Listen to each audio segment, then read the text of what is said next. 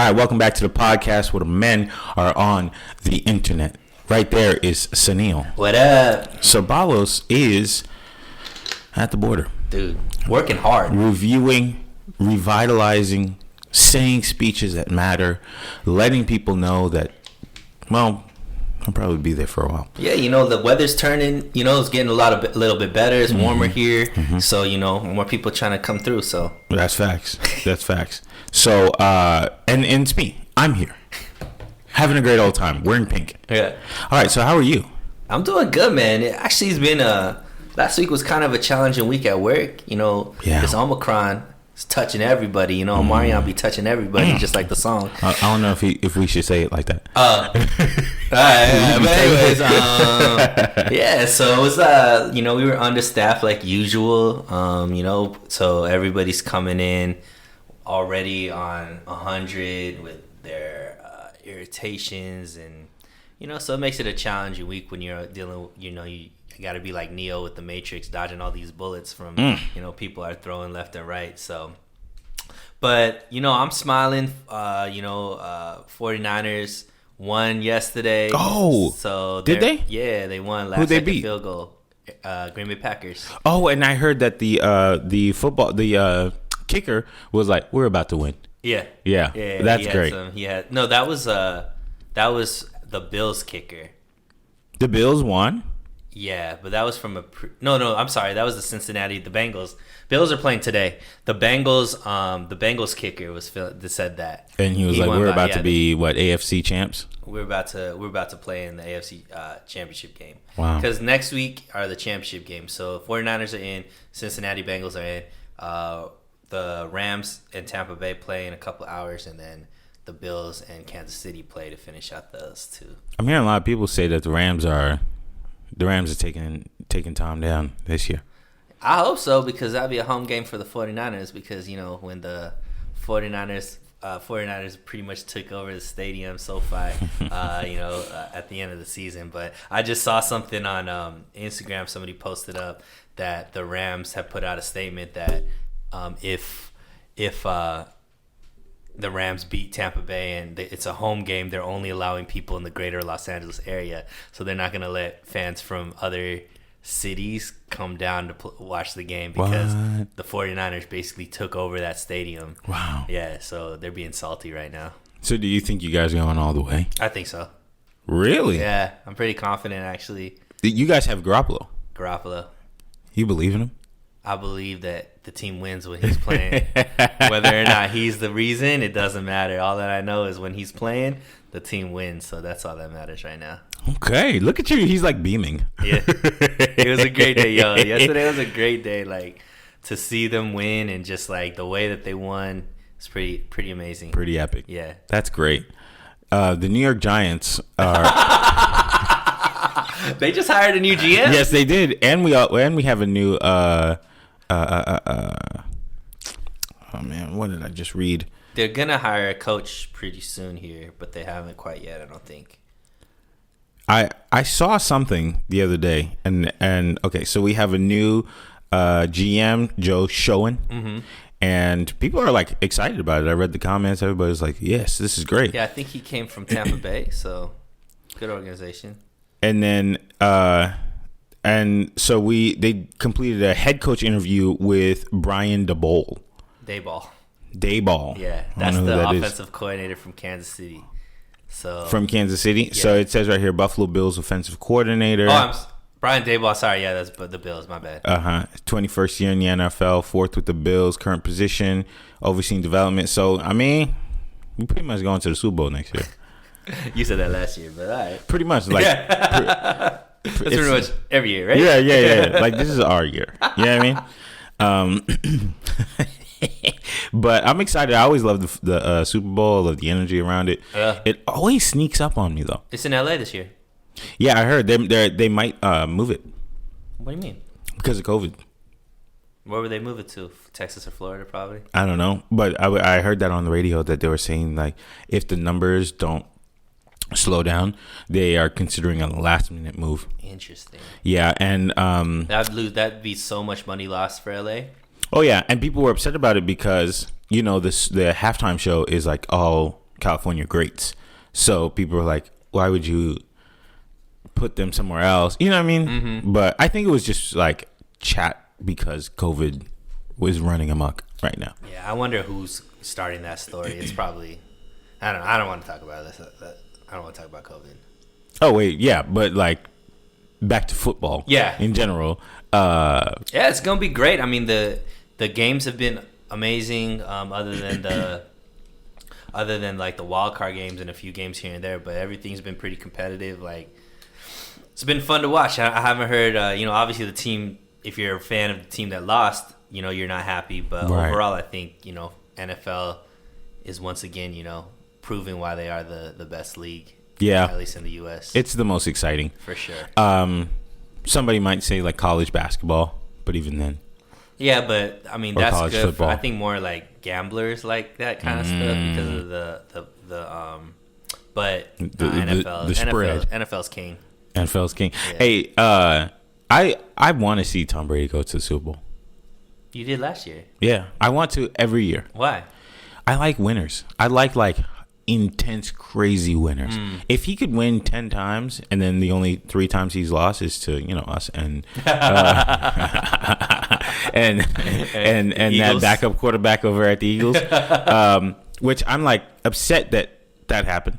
I wish he won. All right. But if he could win 10 times and then leave a legacy like that, like I love that. And then for someone else to try and like do it again, you know, like I love that kind of stuff.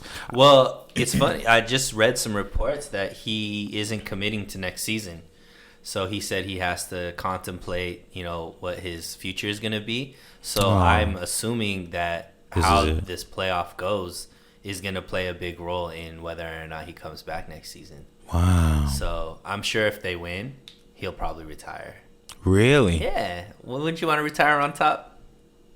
I'd want to retire on top the third time around with the team where everybody said, "Oh, can he do it? Does he need the coach?" Yeah, I would do it 3 times in a row. Then I would leave. think he's probably seeing the drama of this season, and maybe that's like what's the drama?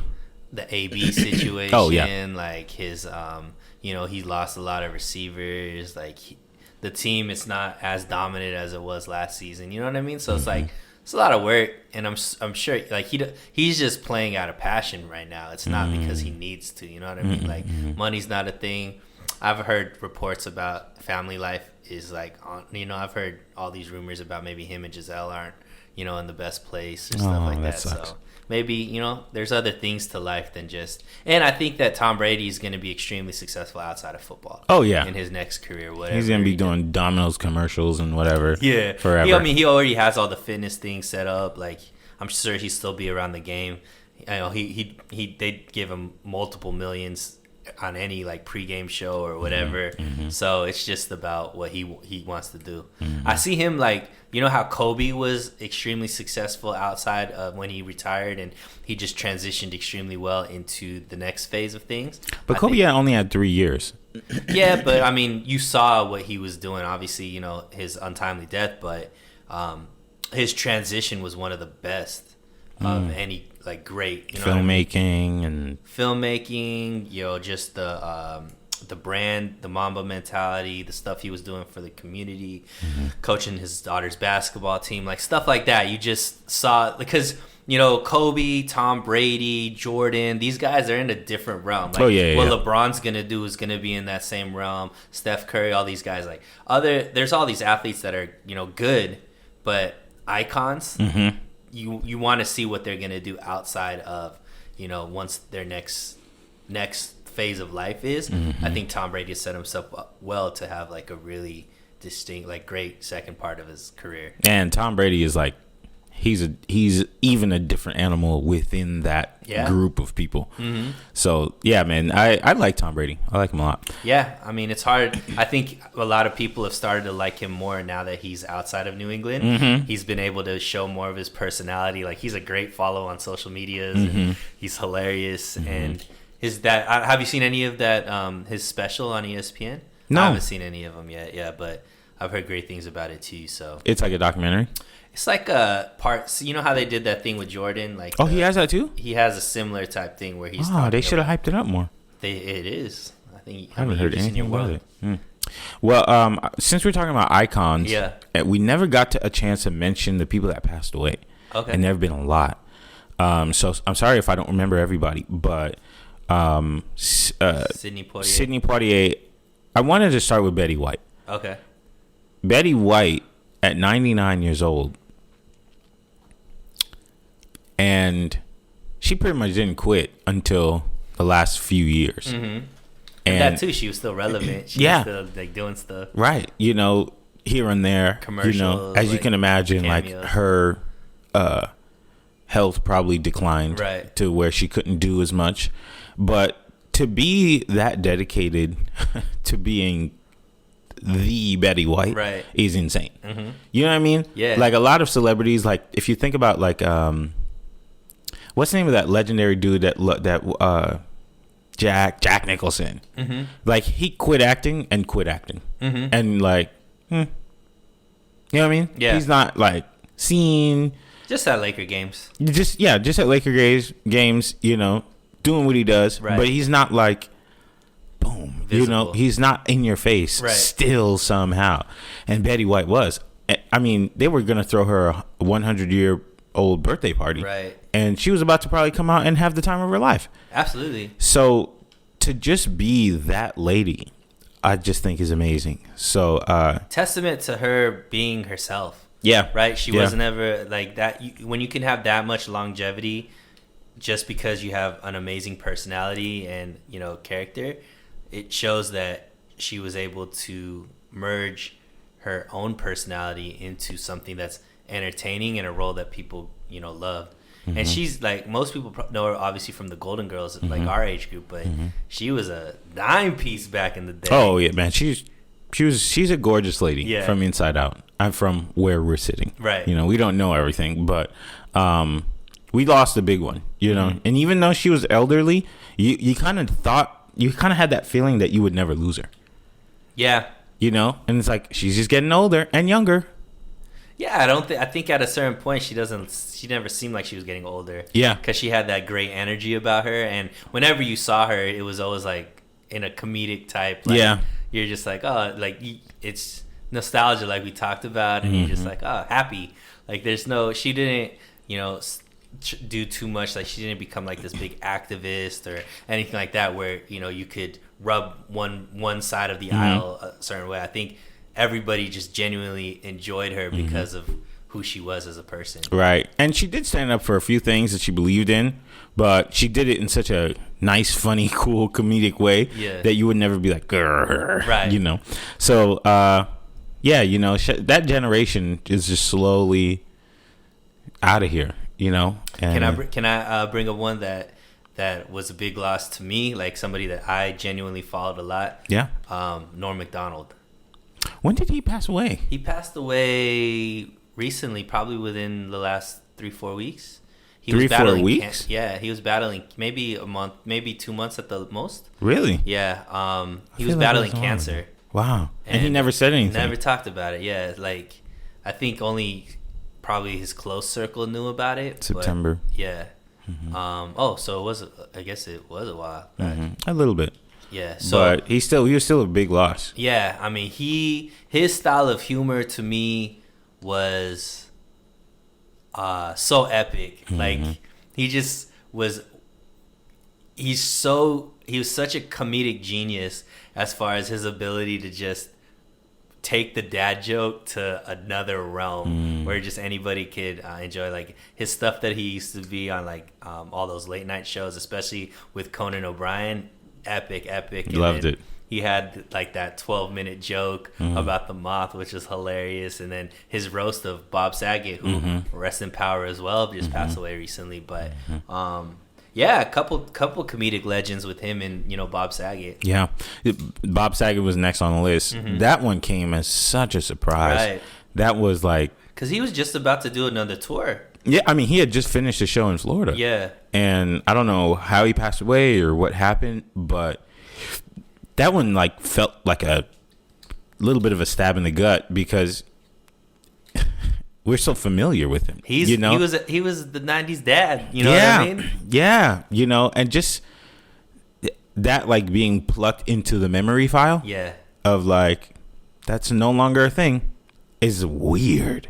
Yeah, it's an odd feeling. He wasn't that old. He was 65. Right.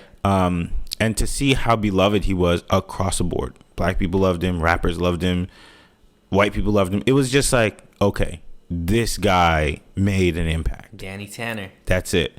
So, and to see all the people from Full House come out and do like a group message, a combined, like it was just like, oh man, that's rough. And he's done, like, it's so funny how his Danny Tanner character is so different from who he is as a person, right? He was like a filthy mouthed dude, but still like super lovable. Right. His stuff on Entourage is great. Yeah. Like, if you went to his comedic show, it's like completely different. Stand up, I mean, is completely different from his role on Danny Tanner, but it just shows like he had range. Range, yeah, absolutely. Do you know who Meatloaf is? Of course. Meatloaf passed away. Wow, I didn't know that. Yeah, Meatloaf passed away. We kind of brushed over Sidney Poitier too. Oh no, I'm gonna come back to him. I have a connection to Sidney Poitier, not like a personal connection, but just like why I'm here. Yeah, like why I'm here. But Meatloaf passed away. I wish the Bottles was here because he's more of a Meatloaf person. Put out some great music. Right. And then another one that really surprised me was Virgil Abloh. Yeah. Man, I woke up and saw that and I was like, whoa. I didn't know he was battling, I forgot what I think he had cancer. Cancer, yeah. Yeah, 44 years old. That's rough. And he's made such an impact, especially in the hip hop, fashion community. You know, yeah, I mean, definitely. I know that one stung the community a lot. Yeah, that was out of nowhere. And it's just, and he was just working, posting things on Instagram like the day before. Right. Then boom, passed away. Like, whew. It's pretty, I admire how a lot of these celebrities have, you know, where you just didn't even know that they were hurting. You know, Chadwick Boseman last year is doing the same thing, and it's just amazing that the strength. Because that's one thing I've always I always was never jealous of. Like I always was like that part of fame where everything is in the spotlight. Like it's really hard. Like we think about our own personal lives. There's some lows that I wouldn't want the world to be able to see, or have to figure out a way how to be in front of millions of people and try not to have an attitude or things like that, right? But you know, a guy like Virgil, Chadwick last year, you know, Norm Macdonald, we were talking about, that are dealing with these just debilitating type sicknesses and handling it in a way where their fans never felt sorry for them because they never showed it. You know what I mean? And I think that's admirable. Yeah. When I heard that Chadwick Boseman passed away, I couldn't even believe it, because you would think that he's this young, strapping, healthy guy. He's Black Panther. He's a superhero. You know, and then that one took me out. Right. It took me out. But on to Sidney Poitier. When I was in high school, I had a teacher named Miss Gabe, who I should probably check up on. But she was a very challenging teacher. She was the first teacher to ever give me an F on something. What was this subject, or just honors English? Okay. She gave me an F, but like in a midterm thing. So it wasn't like my official grade. But my whole life I was just kind of like, I could just do anything and still pass. And she was just like, you're doing fine, but I want to challenge you.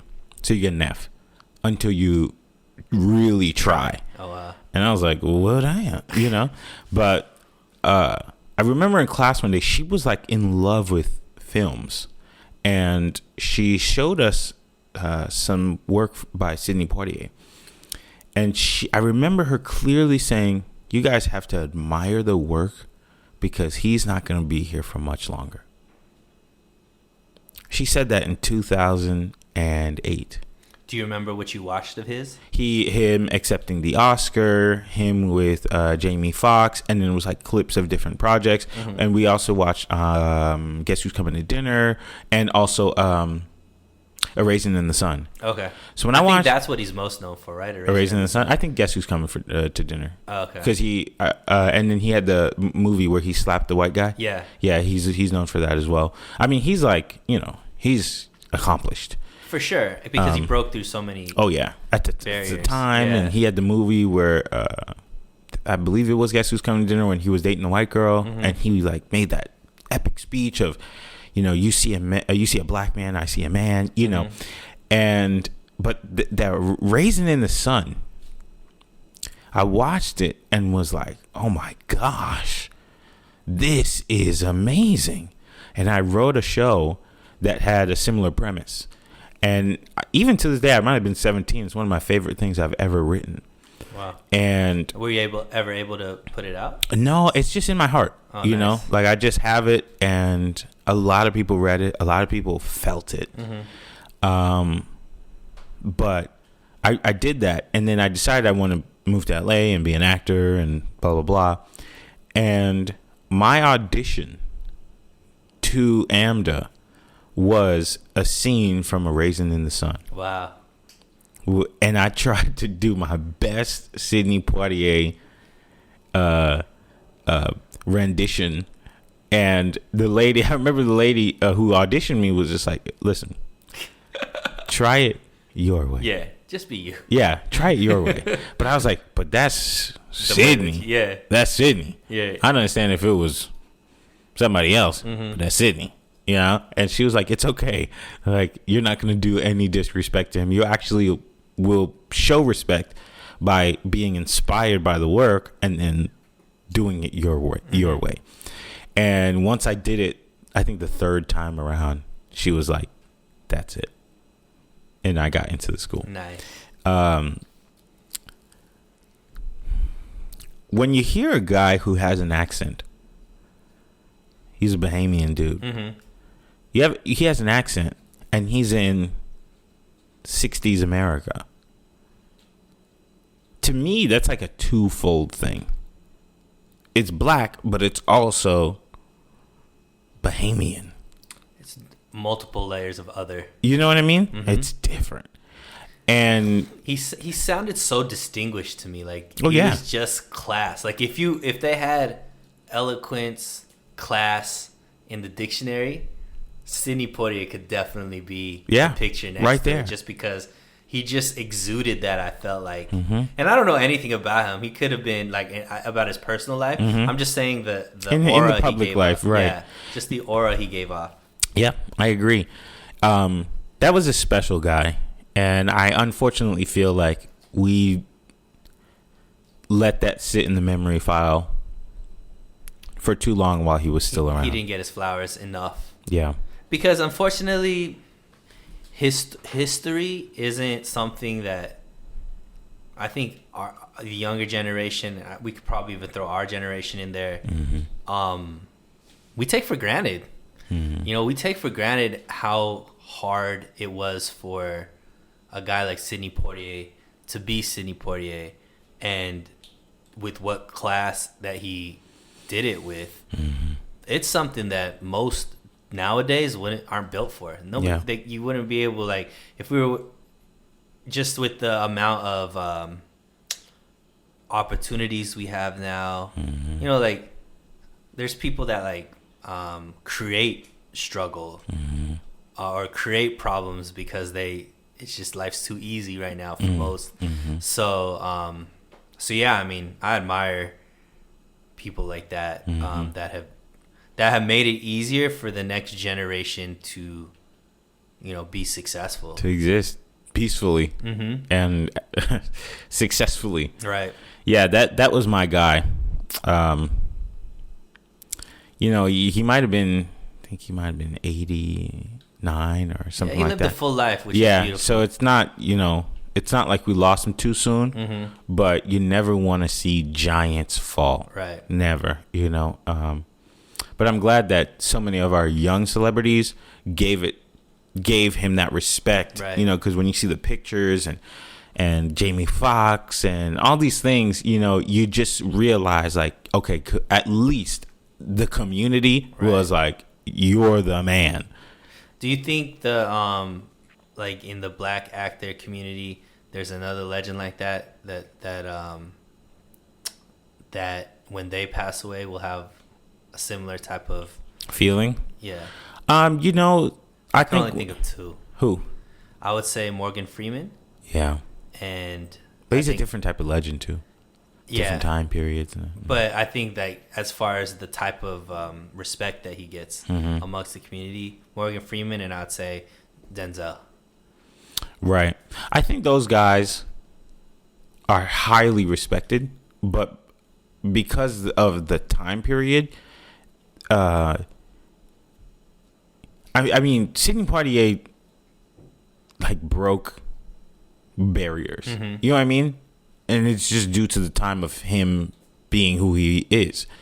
I think that when we watch a Sidney Poitier movie and we watch a Denzel movie, you're watching like two different things. And not to say like the movie, but what I'm saying is it's like Muhammad Ali is like the greatest boxer, but we also remember him for being a man of the people. Right. You know what I mean? And that's what I think about when I think of Sidney Poitier. Yeah, but I think the younger generation is going to look to Denzel as probably one of the actors that allowed a black man to be taken serious as one of the greatest actors. You know what I mean? Yeah. I think that, and Morgan Freeman brought a certain class that I think people look at. You know, they're redefining how a black actor is looked at. That's what I'm putting it in the sense of that. You know what I mean? If Bill Cosby never did what he did, he'd be in that. He'd be that guy. Yeah.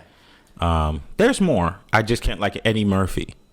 But once again, I'm talking about the time. I'm talking about how it changed the way. Right. But I think Eddie Murphy. He was like this version of Richard Pryor. Yeah. You know, who changed the landscape of comedy. And before we move on from, there's one more, Louis Anderson, I think his name is, the comedian. He was in Coming to America. He was in Coming to America. Yeah, passed away. Yeah, he just recently this week, I think. Mm-hmm.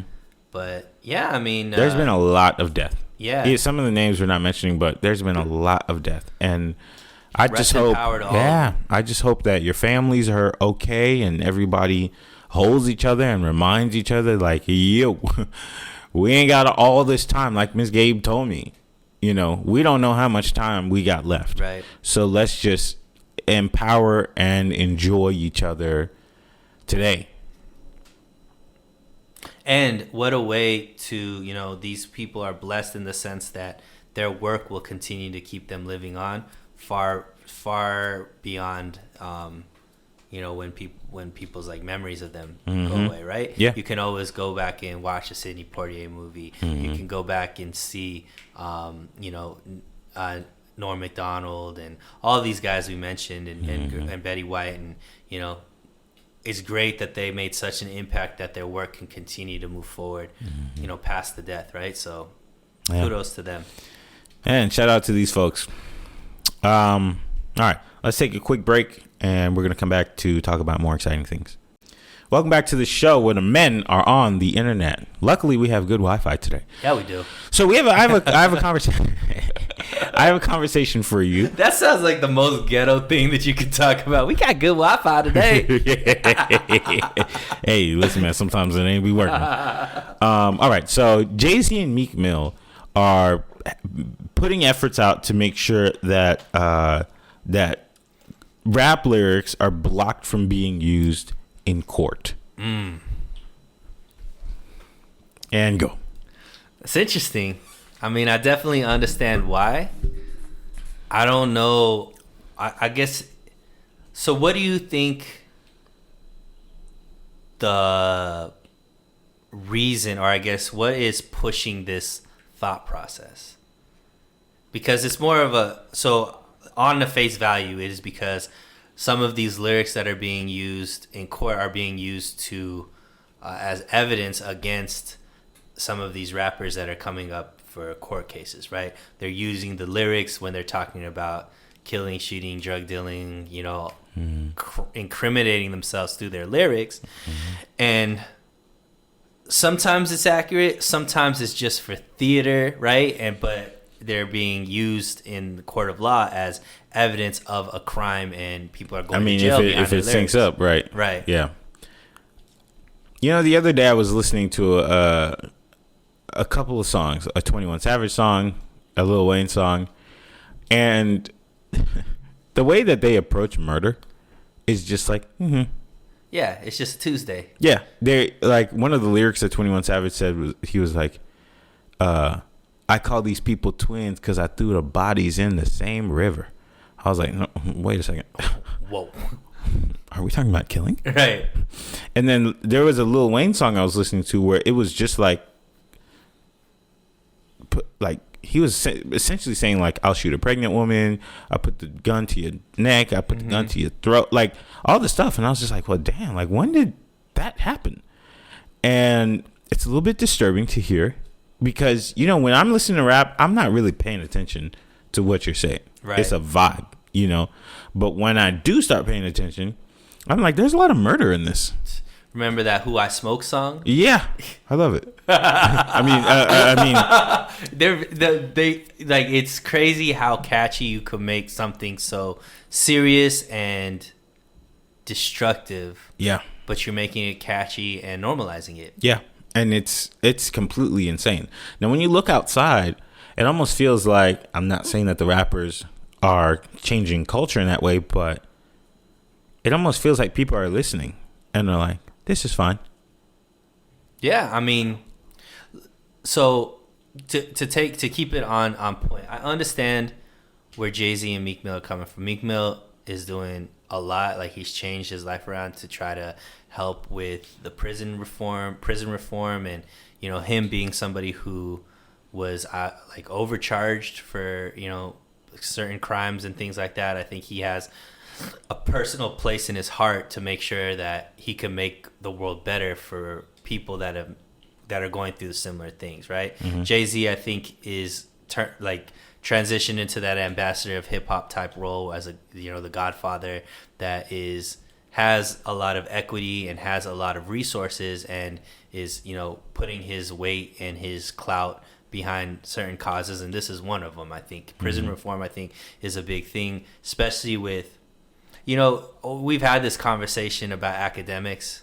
I think that I think he kind of is quote unquote like culture vulture because he puts out all these negative things. I learned so much about who got shot, who went to jail, all that kind of stuff because it comes out on academics page, and I get it. Like, you know, that's the lane that he's in, but it's the same thing as some of these lyrics are doing, where it's normalizing a certain behavior, sometimes even glamorizing it, and it's not like, and it makes it, like you said, easier for impressionable youths, not even impressionable youths, like just kids, teenagers, adults that are looking at that and they're seeing this in the music videos, they're hearing it in the songs repetitive to where it causes them to act in a different way. So the point I was trying to make is I understand that they're trying to make a change to help what they look at as their community rappers and things like that to change the trajectory of their life by not having to go to jail behind these lyrics. But I wonder, where's the effort to change the mindset behind why are we sitting for hours and hours thinking of creative ways to talk about how I killed somebody. Think of creative ways on how I could think about selling drugs or, you know, whatever with women. That's a talent to come up with creative ways of doing that. Why not use that same talent to change the message of the music overall? You know what I mean? Well, they're going to say, well, that's the life I live. But and then if it's art reflective of life. True, but what I'm saying is in that case, then you can't get upset that the lyrics are being used, right? The whole point is, at least, and I haven't thought about it, I haven't read it, but I don't know if this is the point that they're trying to make. I would assume the point that they're trying to make is this is art. This isn't real life. Until it's real life.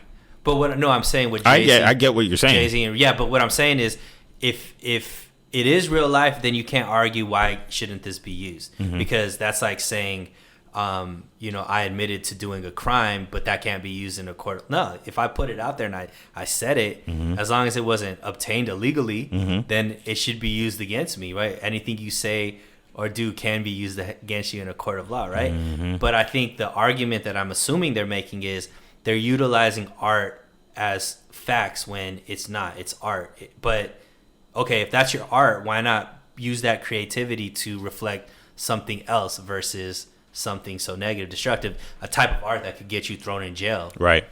So from where I'm sitting, there was a period of time where if a business had or if there was a traffic camera and you did a traffic crime or whatever, they couldn't use the traffic camera to look at you doing a crime from somewhere else, even though it was in the scope of the camera. I never really understood why, and I guess they were trying to say it's not the purpose of the camera. It's to catch traffic incidents. But if somebody robbed the Pizza Hut and it was on camera, but they can't use it, to me, that says the same thing. Like, if you are about that life and then you put it in your lyrics and they have just about all the evidence that they need already, and this is the closer, you admitting it, whose fault is that? Right. I would say the person making the statement. Like, you got to be smart. Right. So look. Like, if you're going on Vlad TV, you better realize what's going on. Right. So here's my thing. I think there's too much in our culture in general, like life in America. There is instant opportunity for it to be someone else's fault. Always. Blame game. Yeah, it's always someone else did this to me. And look, man, if you are making those songs and you're just like Little Tecca and you say, I'm going to make people tap dance, I'm going to shoot at their feet, blah, blah, blah, and you never do that, you probably don't know what a gun looks like. Okay. No offense, Little Tecca. But still not okay. But if you're not living that life, okay. But if people are using rap lyrics in court, you probably you're probably in a sitch. Right. The rap lyrics is not going to be the be all end all. Right. But it's just going to be an additional point to whatever it is that you're in there for. So you have to find a sense of accountability and responsibility within yourself and say, hey, look, A, I probably shouldn't be doing this anyway. And then B, I'm not going to rap about it and tell you every detail of what I did. I think what sounds good is always saying it's the system, it's the system, it's the system. We should abolish this system where we don't have repercussions. And at the end of the day, if you look at California today, the abolition of systems have repercussions. Yay or nay? Absolutely. If you just walk outside, I read an article that said the other day crime is up 94% in Los Angeles. I think Governor Newsom just said we're acting like we're a third world country in California. Acting like? Yeah, because he was doing some speech in front of about the train robbery. He's like, "What are we doing? It's like a third world country." I'm like, "Huh, Governor Newsom, interesting." That you say so. You see what I'm saying? Yeah. So all things have repercussions. But when we start acting like they don't, that's when, everything goes crazy. Do you know in China, you do any little thing, you're down for like 20. Remember when that kid, the basketball player? LaMelo Ball went and like stole the sunglasses? It was like, you're going to stay here for a while. Right. And it took everything to get that kid back. Right. Like when there is repercussions for your actions, extreme ones in certain cases, people fall in line. Right. They start doing the tap dance in their head. Well, I don't want to go to prison for 15. And not saying that we want to go to what China does. No, but I'm just giving you an example of like extremism. Yeah. Over here it is slowly, actually somewhat quickly, leaning towards repercussions don't matter. Right. To if you look at the opposite, hey, look, man, the crime rate is very low.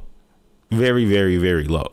So what can we do to find the yin and the yang to find balance. So what do you think about Jay-Z and Meek putting their efforts and their I think it's ill-placed efforts. so I think you feel like their energy can be spent elsewhere to change. Yeah, I mean, let's keep it 100. Most of these kids who are rappers and things like that, who are putting these lyrics in their music, they don't have any counsel. They don't have any counsel. Not to say they don't have fathers or they don't have mothers or whatever, but they don't have somebody who's outside of their environment to tell them you probably shouldn't do that. I that's one, but I think the thing is there's not avenues or lanes for a realm to create any type of other music and be successful. There's not, or there is? Very small lane. No, you can. But what, like, if your whole life is, your goal is to have a career based off of being a rapper, it reminds me of you remember that scene in Ray where I never actually saw it. Oh, you didn't? Okay, well I've seen parts. There's a scene where I believe it's his first wife. He's walking with Jamie Foxx is walking with his first wife, and she's basically talking to him about, like, why do you always sound like these other artists? And he's saying, I'm a blind black man. She was a white lady? No, it was a black woman as well. But he basically, the point, I'm just paraphrasing, he's saying, I'm a black blind man. There's not very many opportunities for me to be successful. So I've seen what other people like, because I'm afraid if I do anything else, like, what else can I do, right? So it's kind of like, this is the lane that I know I can make money in. So breaking out of that lane is, scary, because I don't know how many opportunities I have. So her message to him was like, well, if you have the talent to sound so great like these other people, you have that same talent to sound like yourself. Yeah, that's right. So, but I'm using that to say, if you're someone who opportunities in your mind are minimal and you're seeing this is what sells, you tend to just do that because you want to get on. Right. So remember when I said why, you're like, oh, you're a Drake hater.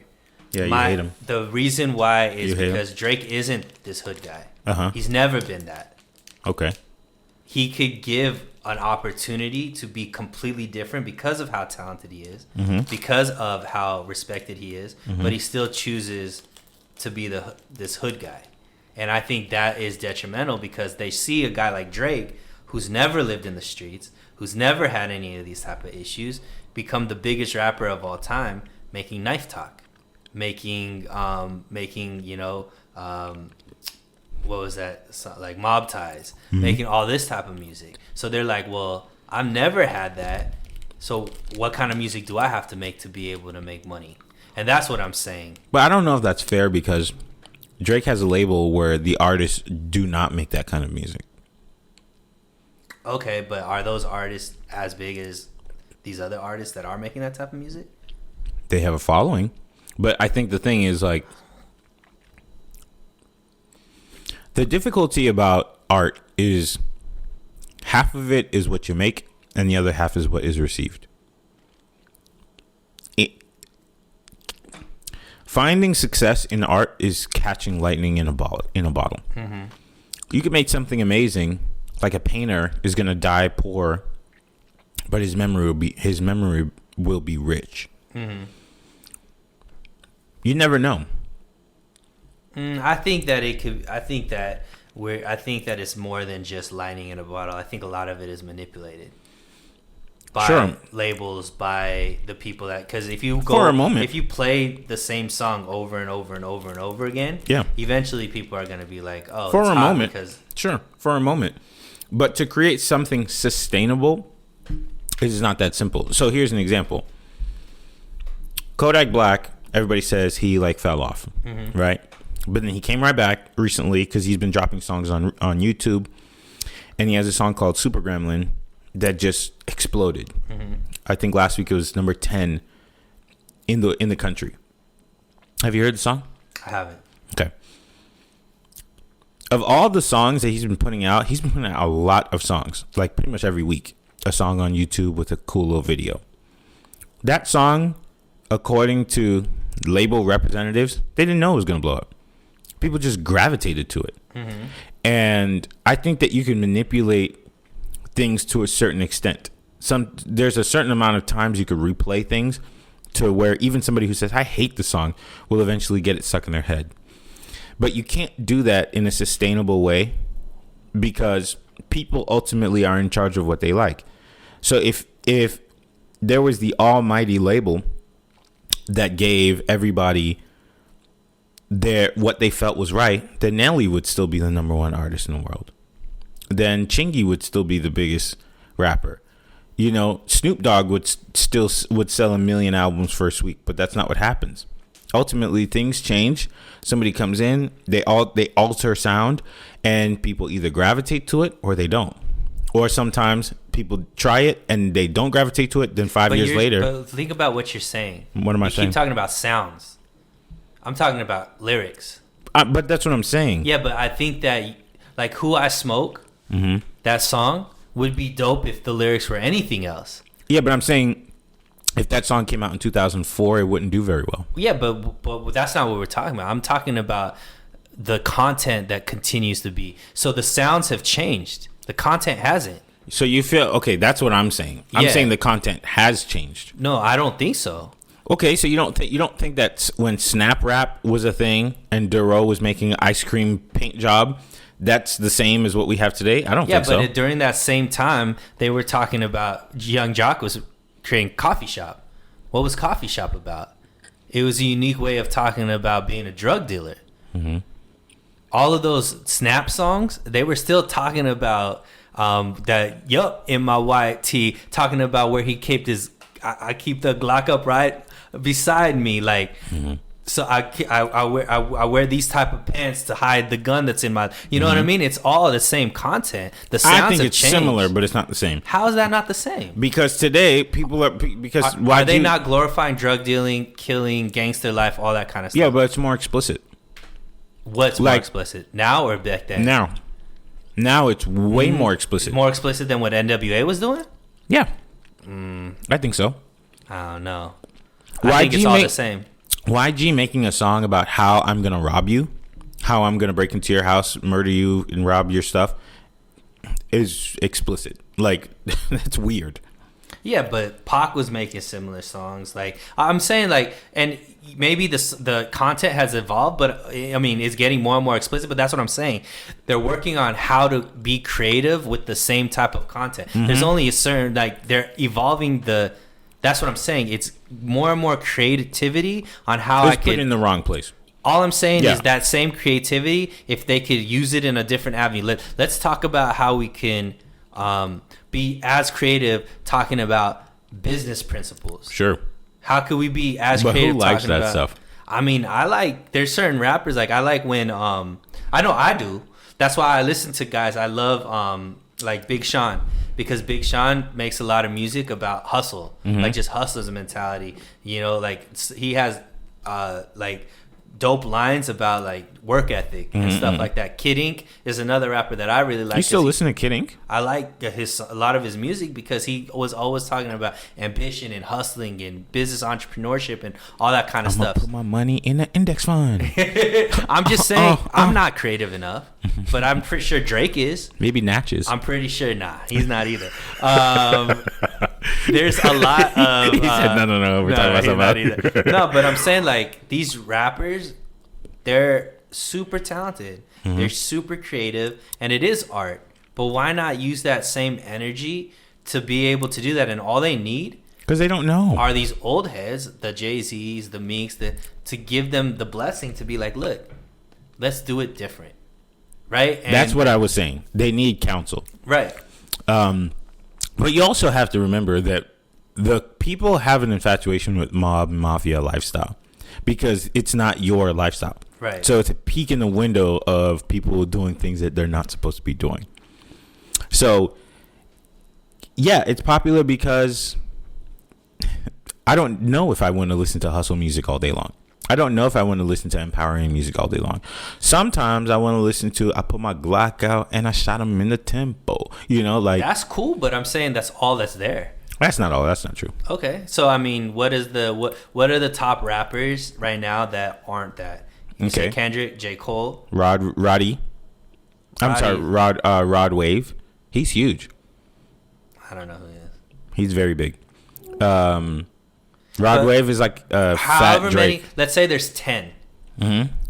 I can name you 100 that are bigger or just as big that are talking about gangsta life. Drugs, well, here's the thing. I feel like it's where you look. It's where you look, because some of these guys are not as big as we think they are. If we just go look at the Billboard Top 100, sure. So the number one song right now, can you take a guess? Are we talking about just hip hop? No, just in the world. No, let's just do hip hop. See, that's what I'm saying. Like, we're looking only at. But we're talking about rap lyrics. That's. But I thought you were saying. I thought you were saying like that's all we're seeing. I'm talking about. We're talking. The whole point was Jay-Z and they're not saying, hey, let's make sure R&B lyrics aren't in the courts. Okay, they're not saying let's make sure our pop songs aren't in the courts. They're saying rap lyrics. So go to Billboard Top 100 rap. Okay, let's see what we got. Rap. Hot 100 rap. Okay, the number one rap song is Super Gremlin by Kodak. Okay. That's the song I was telling you about that people just gravitated to.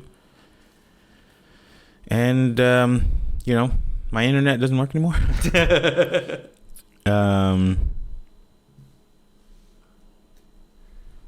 Yeah, you're going to have to look it up. But the number one song is Super Gremlin, and that's a Kodak Black song. So, I don't know. I kind of feel like mainstream hip-hop definitely has taken a turn towards the trap and all that kind of stuff. But then again, like, Cordae just dropped an album, and he doesn't rap about that stuff. And he got an, There's going to be outliers here. I'm talking about in general. Uh-huh. I think, do they not allow? Do you have to, like, be... Yeah, I don't know. I don't know how to find it, but... Yeah, I think you have to be subscribed to be able to see Billboard now. That's how ridiculous. But I don't think that's really that debatable, my guy. I'm sure out of the top 100 songs, 80% of them are going to be hood songs. Okay. I mean, but you also have to remember, rap is from the hood. I get it, but what I'm saying is not everybody from the hood is a gangster, a drug dealer, a shooter. And that's why it's all about, like, being real, because even in the culture, like, if you're not real, then people call you out about it. I get that, but what I'm saying is when we're talking about going back to the original point, Jay-Z and Meek Mill, what can they do to actually make more of a change in this? And maybe they are doing it. We're only talking about this one aspect. Mm-hmm. Maybe there's a full length thing, and maybe they are in the communities that are trying to change the mindset and all that kind of stuff as well. Okay, I got a list from Billboard.